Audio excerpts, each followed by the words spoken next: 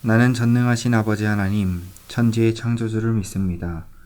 나는 그의 유일하신 아들, 우리 주 예수 그리스도를 믿습니다.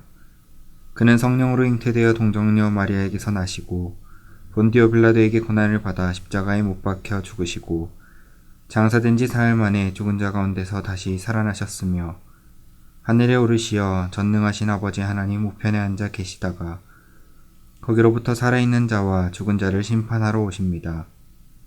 나는 성령을 믿으며 거룩한 공교회와 성도의 교제와 죄를 용서받는 것과 몸의 부활과 영생을 믿습니다. 아멘.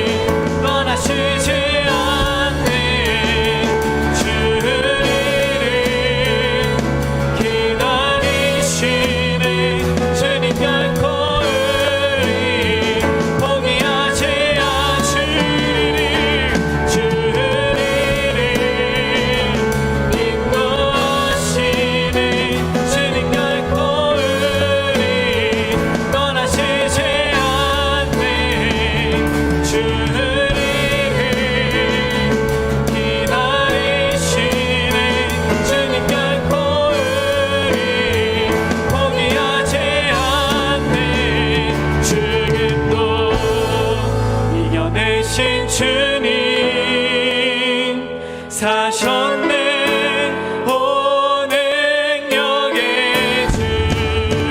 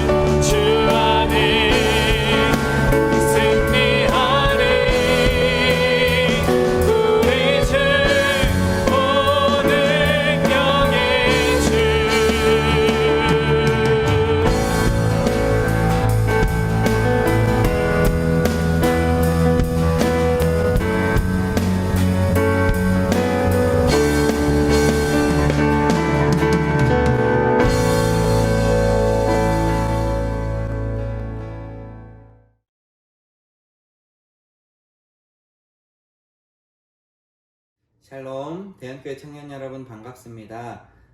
다행히도 코로나 바이러스가 잠잠해져서 이번 주일부터는 희망자에 한하여 이제 교회에서 모이는 예배를 드릴 수 있게 되었습니다. 다만 아직 안타까운 것은 청년부 예배에는 아직 모일 수 없어서 이번 주도 교회에 오지 못하는 청년들을 위해 이렇게 영상으로 함께 예배 드리길 원합니다. 청년 여러분, 지난 한 주간 잘 지내셨나요? 하나님께서 우리의 삶 가운데 함께 하셔서 복된 한 주간 보내셨을 줄로 믿습니다. 여러분의 삶 가운데 늘 하나님께서 동행하여 주셔서 기쁘고 즐거운 하루하루 살아갈 수 있는 청년 여러분 다 되기를 간절히 바랍니다. 이제 하나님 말씀 함께 보도록 하겠습니다. 오늘 우리에게 주신 하나님의 말씀은 창세기 8장 20절에서 22절까지 말씀입니다. 이제 하나님의 말씀을 봉독하겠습니다. 잘 들으시기 바랍니다. 노아는 하나님께 제단을 쌓았다. 그는 모든 짐승과 새들 가운데서 정결한 것을 골라 제단 위에 번제물로 드렸다. 하나님께서 그 향기를 맡으시고 마음속으로 생각하셨다. 내가 다시는 사람 때문에 땅을 저주하지 않을 것이다. 사람은 어려서부터 악으로 기울어지게 마련이니 다시는 내가 이번처럼 살아있는 모든 것을 죽이지 않을 것이다. 땅이 존재하는 한 씨를 뿌리고 거두는 일, 추위와 더위, 여름과 겨울, 낮과 밤이 멈추지 않을 것이다. 아멘. 이 말씀을 통하여서 함께 하나님의 은혜를 누리길 소망합니다. 여러분, 이번 달은 무슨 달이죠? 5월은 가정의 달입니다.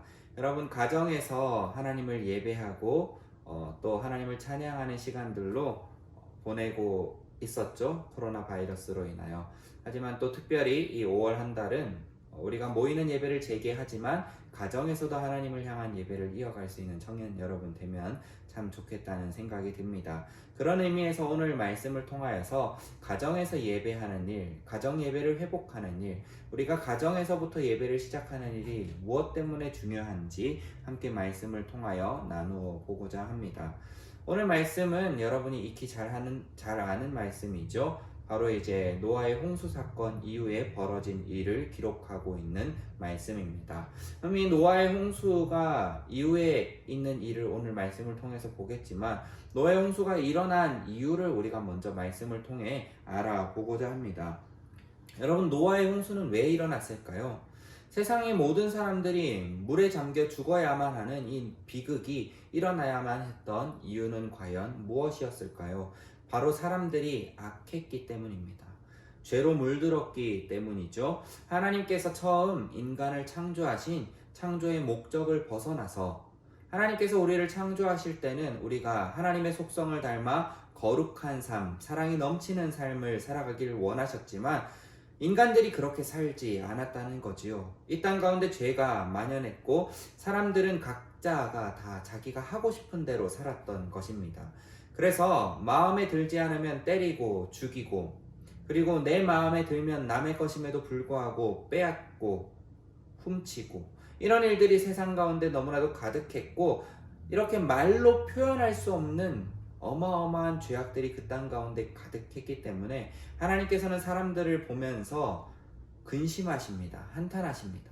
사람들이 도대체 죄가 얼마나 많아야 하나님께서 그렇게 아파하시면서 한탄하고 근심하실까요? 그러면서 후회하십니다. 내가 사람을 창조하지 말았을 것을. 사람을 창조하지 말았어야 했는데 저렇게 죄가 많고 저렇게 악하게 살 줄 알았더라면 창조하지 않는 게 나았을 것인데 라고 할 정도로 하나님께서 후회하셨던 것입니다.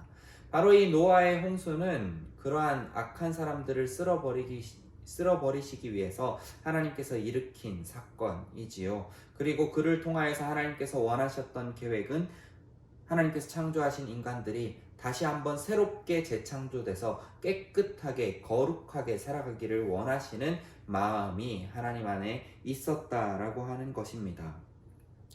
이 노아의 홍수 사건에 등장하는 단어, 오늘 창세기 8장에서 읽지는 않았지만 8장 1절에 보면은 하나님께서 이제 홍수가 다 마무리되고 이제 노아의 가족들이 방주에서 나오시게 하기 위하여서 바람을 불어서 물을 물러가게 하셨다라고 하는 말씀이 창세기 8장 1절에 기록되어져 있습니다.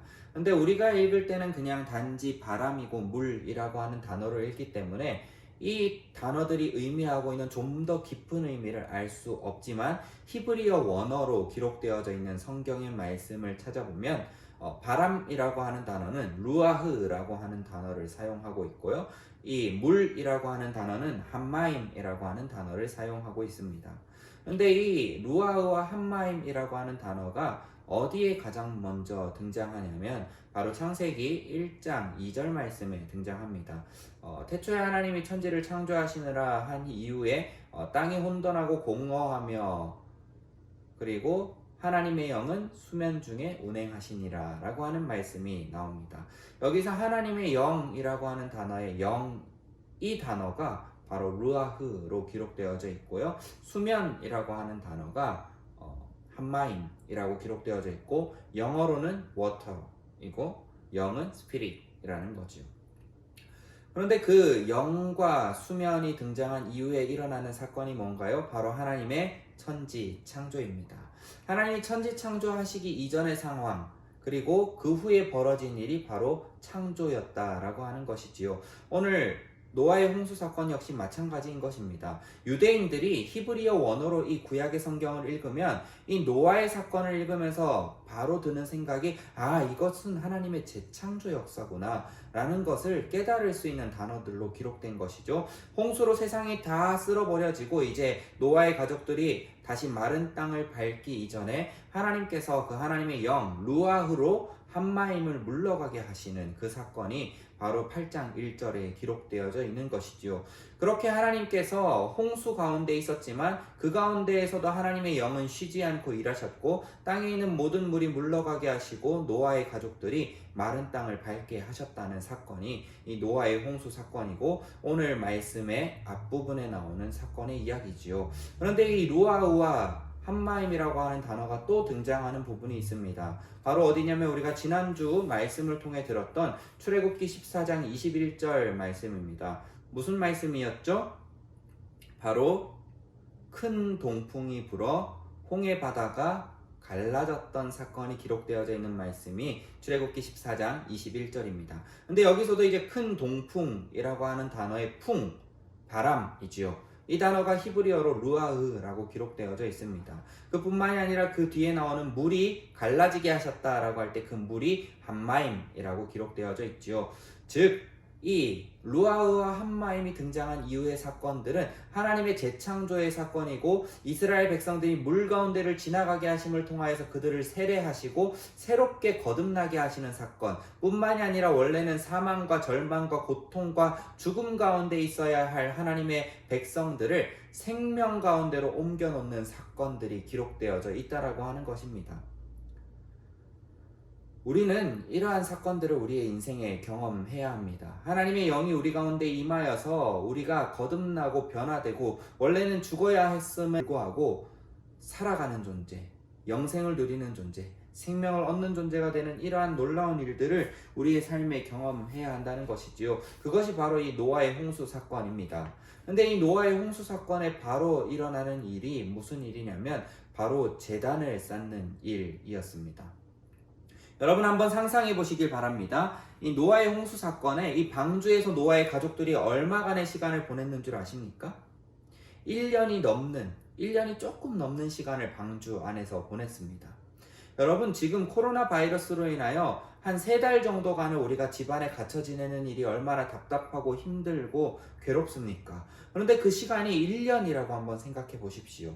물이 온 세상에 가득 차 있고 방주 안에 갇혀서 1년을 보내야 되는 그 시간 얼마나 절망이었을까요? 얼마나 고통이었을까요? 언제쯤이면 우리가 나갈 수 있지? 언제쯤이면 우리가 자유를 누리고 메마른 땅, 마른 땅을 밟을 수 있을 것인가? 라고 하는 그 기대와 소망이 그들 가운데 얼마나 가득 넘쳐났을 것일까요? 그런데 그 가운데에 드디어 이제 세상의 모든 물이 흩어지고 마른 땅에 되어서 방주 안에서 나오게 된 것이죠. 그러면 가장 먼저 뭘 해야 할까요? 여러분이라면 무엇을 하시겠습니까? 이 코로나 바이러스의 완전 종식이 이 땅 가운데 선언되고 자유롭게 집에서 나가셔도 됩니다. 자유롭게 외출하셔도 됩니다. 사람들 만나셔도 됩니다. 라고 한다면 여러분은 가장 먼저 무엇을 하고 싶으십니까?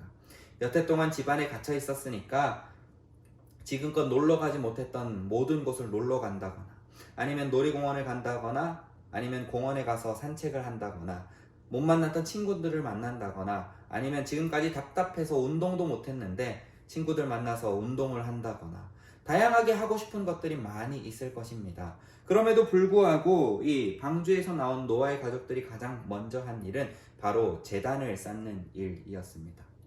여러분이 제단을 쌓는 일이 무엇일까요?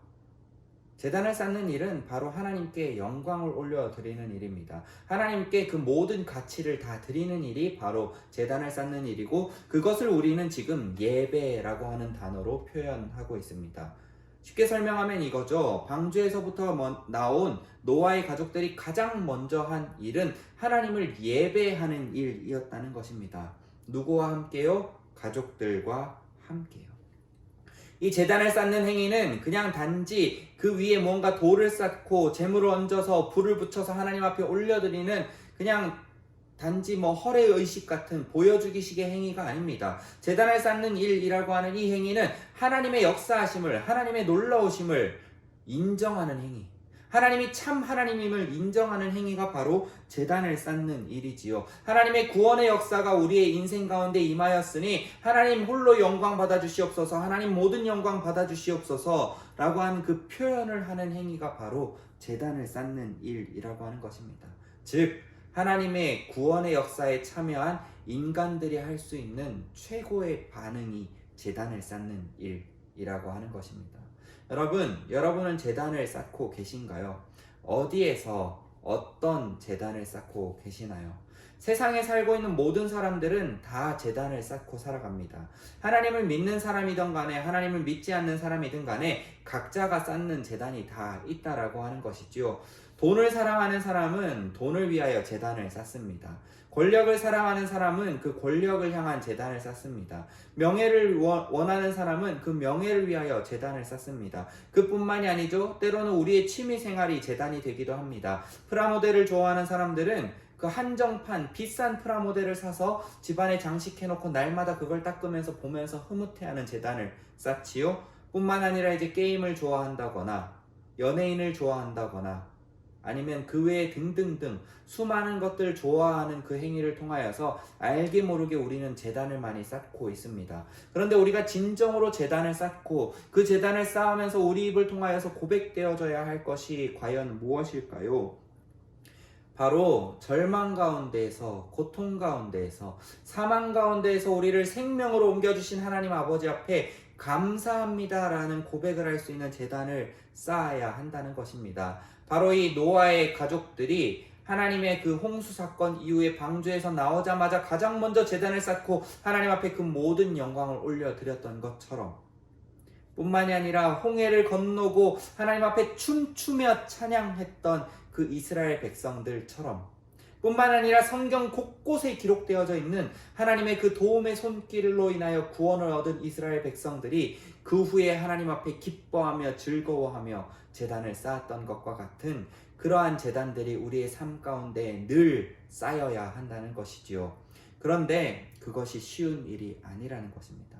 오늘 말씀에도 보면 하나님께서 다시는 물로써 세상을 심판하려고 하지 않으시겠다 약속을 하시면서 한 가지 여전히 걱정하는 것이 있습니다. 사람의 생각하는 것이 어려서부터 악하다, 악으로 기울어져 있다 라고 이야기하는 것입니다. 여러분, 사람은 가만히 있으면 악한 곳으로 발걸음을 옮깁니다. 편한 것으로, 쉬운 곳으로 발걸음을 옮기려다 보니 죄가 우리 가운데 들어오게 되는 그러한 일들을 우리의 삶에서 경험하게 된다는 거지요. 여러분, 우리가 죄를 짓지 않으려면, 우리의 발걸음이 악으로 가지 않으려면 어떻게 해야 하는 것일까요? 바로 오늘 말씀에 등장하는 것처럼 제단을 쌓아야 하는 것입니다.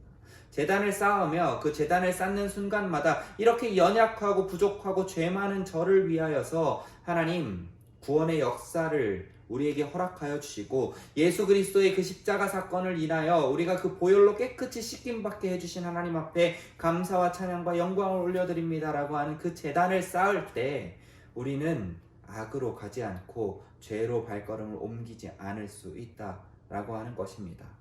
그런데 그게 쉽게 되는 일이 아니라는 것입니다. 혼자서 하기는 더더욱 어려운 것이지요.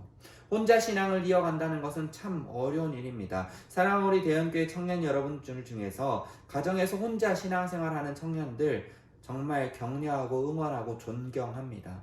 저는 믿는 가정에서 자랐습니다. 그래서 사실 믿지 않는 가정에서 신앙생활 한다는 것이 얼마나 힘들고 어려운지 잘 알지는 못하지만 그래도 그것이 어려운 일, 쉽지 않은 일이라고 하는 것은 분명히 알고 있습니다.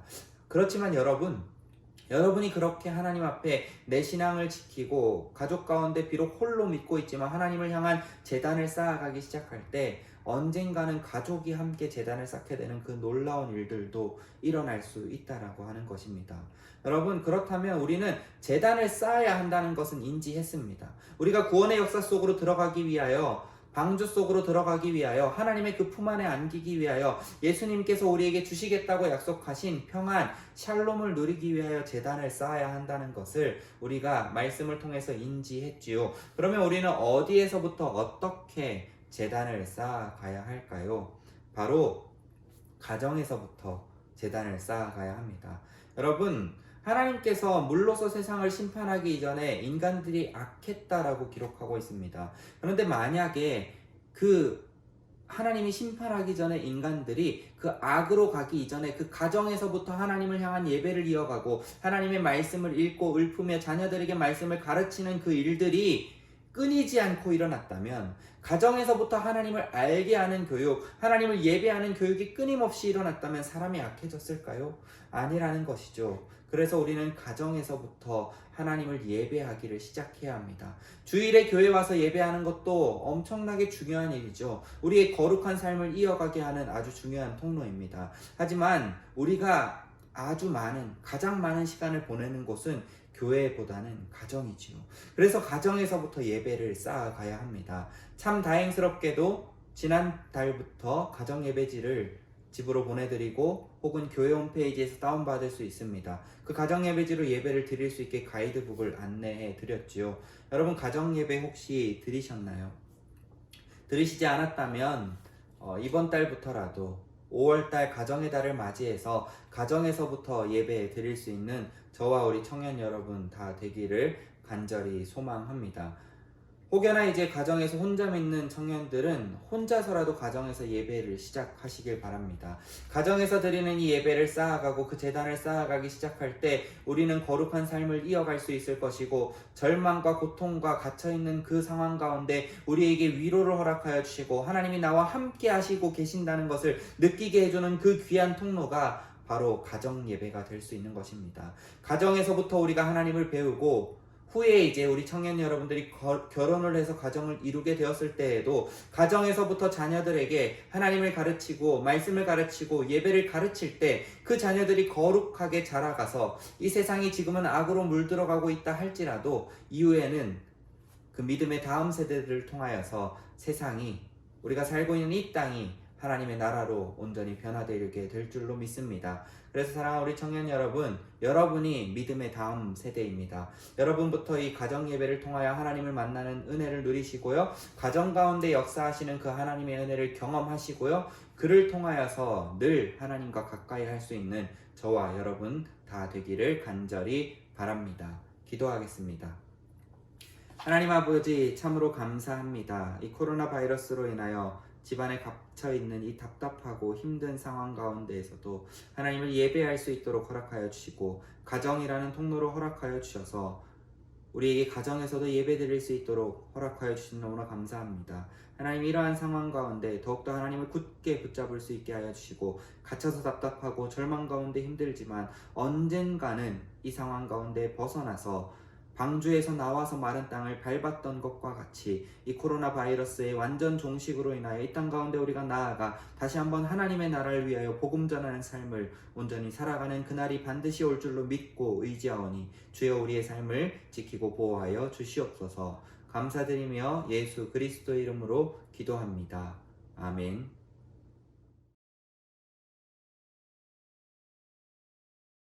하늘에 계신 우리 아버지의 이름을 거룩하게 하시며 아버지의 나라가 오게 하시며 아버지의 뜻이 하늘에서와 같이 땅에서도 이루어지게 하소서.